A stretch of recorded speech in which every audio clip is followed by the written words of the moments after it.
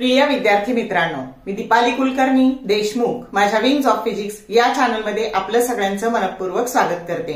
तर आपली single question ची सिरीज सुरू आहे आणि यामध्ये आपण रोज एक प्रश्न बघतो। आपला चॅप्टर सुरू आहे इलेक्ट्रोस्टॅटिक्स, त्याच्यामध्ये आज आपण चौथा प्रश्न बघतो आहोत आणि आपली कन्सेप्ट आहे इलेक्ट्रोस्टॅटिक पोटेन्शियल एनर्जी। तर ह्या पद्धतीचे खूप प्रॉब्लेम सीईटीला विचारले गेलेले आहेत, तसंच रेग्युलरला सुद्धा अशा पद्धतीचे प्रॉब्लेम विचारले जातात आणि म्हणून आज आपण हा टाइप बघतो आहोत। तर जेव्हा कोणत्याही दोन चार्जेस मधली जर पोटेन्शियल एनर्जी आपल्याला काढायची असेल, इलेक्ट्रिक पोटेन्शियल एनर्जी, तर त्याच्यासाठी आपल्याला समजा ह्या दोन चार्जेस मधली जर पोटेन्शियल एनर्जी काढायची असेल तर ती अशी काढली जाते 1/4πε0। हा आपला कॉन्स्टंट असतो, दोन्ही चार्जेसचा गुणाकार आणि त्याच्यामध्ये जे अंतर आहे। आता समजा ह्या दोन चार्जेस मध्ये एक अंतर आहे, तर ही ह्या दोन चार्जेस मधली पोटेन्शियल एनर्जी असते। आणि जर समजा एखाद्या काहीतरी ठराविक अंतरावर, समजा हा क्यू चार्ज इथे आहे आणि आर इतक्या अंतरावर जर आपल्याला पोटेन्शियल काढायचं असेल तर आपण पोटेन्शियल असं काढतो V that is equal to 1/4πε0 त्या असलेला ज्या चार्ज पासून काढायचं तो चार्ज डिवाइडेड बाय अंतर।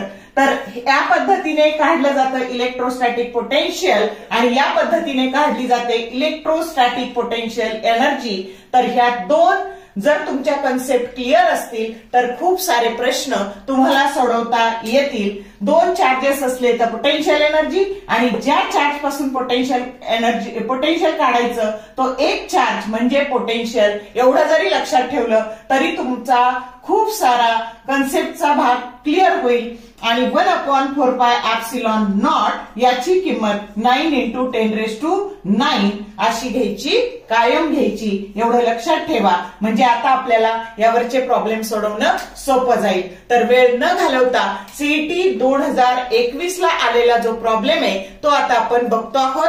तर प्रॉब्लेम असा आहे, 3 particles each having charge q are placed at the corners of a triangle of side x. The electrostatic potential energy of the ε0 that is permittivity of a vacuum. Option A दिलाय तुम्हाला 3q² divided by 4πε0 into x.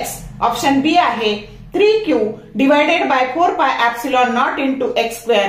Option C आहे 3q² divided by 4πε0 x² आणि option D आहे 3q divided by 4πε0 into x। तर आता बघूयात तुम्हाला काय दिलंय आणि काय विचारलंय।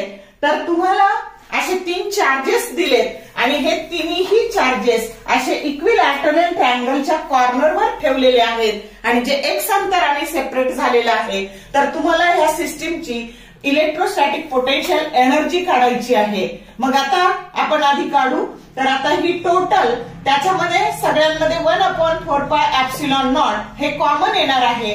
आता ह्या दोन्हीतली जर काढली तर q² divided by r plus परत ह्या दोन्हीतली काढली तरी q² डिवायडेड बाय r आणि ह्या दोन्हीतली काढली तरी q² डिवायडेड बाय r। आता r ऐवजी हे अंतर तुम्हाला x दिलेलं आहे म्हणून हे x घेऊयात आणि मग u that is equal to 1/4πε0 3q² by x। मग आता बघा 3q² बाय x की जो करेक्ट ऑप्शन तुमचा ए आहे।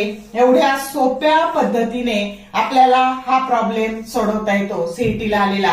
आणि एकदा का हा फॉर्म्युला लक्षात ठेवला तर सीईटी 2025 ला याच्यावरच आलेला प्रश्न आपण पाहू, म्हणजे तुम्हाला महत्व कळेल की हा टाइप किती महत्वाचा आहे। तर आता हा सीईटी 2025 ला आलेला प्रश्न असा आहे, 3 charges each of magnitude 3 microcoulomb are placed on the vertices of an equilateral triangle of side 6 cm.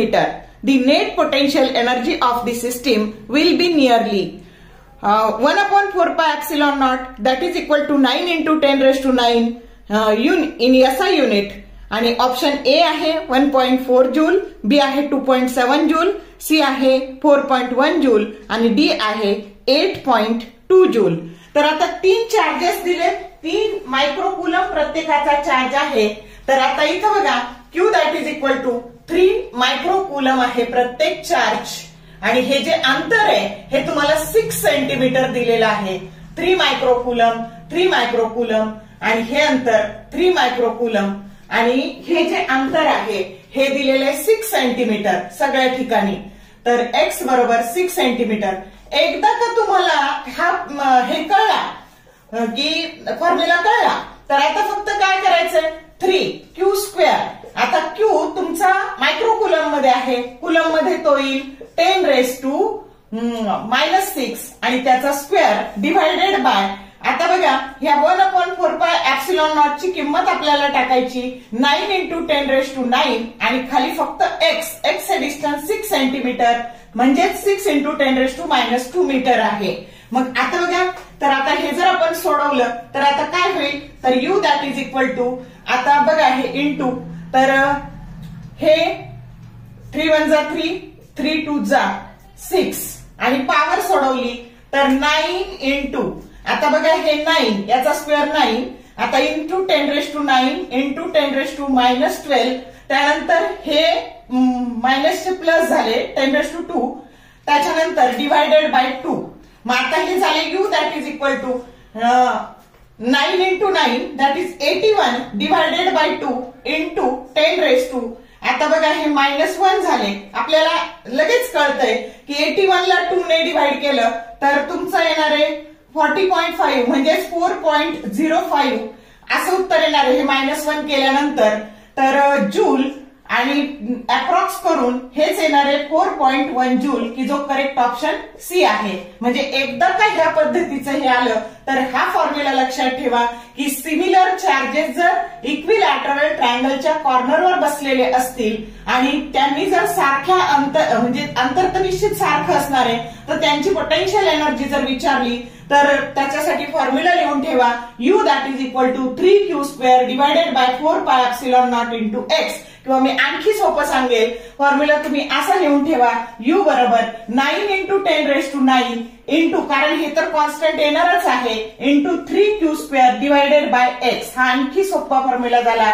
आणि या पद्धतीने जर तुम्हाला पटकन वेळ वाचवायचा असेल तर ह्या पद्धतीने सोडवलं तर तुमचा वेळ वाचेल.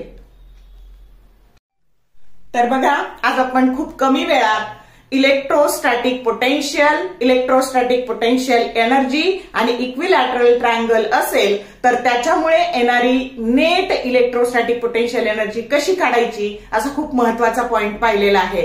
आता याच्यात बदल करून खूप सारे न्यूमरिकल्स आहेत. आपण सोप्यापासून सुरू केलं, आता पुढच्या प्रश्नात आपण याला आणखी कशा पद्धतीने विचारलं जातं ते बघूयात.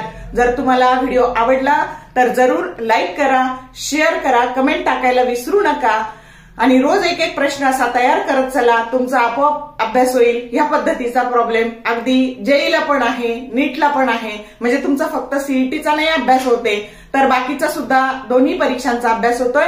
आणि कॉम्पिटेटिव्ह एक्झामला सगळ्यात महत्वाचं वेळ वाचवणं हे खूप महत्वाचं असतं आणि ते प्रॅक्टिसने जमतं. तर म्हणून या सिरीजचा उपयोग करून घ्या. All the best for your study and thank you for watching this whole video.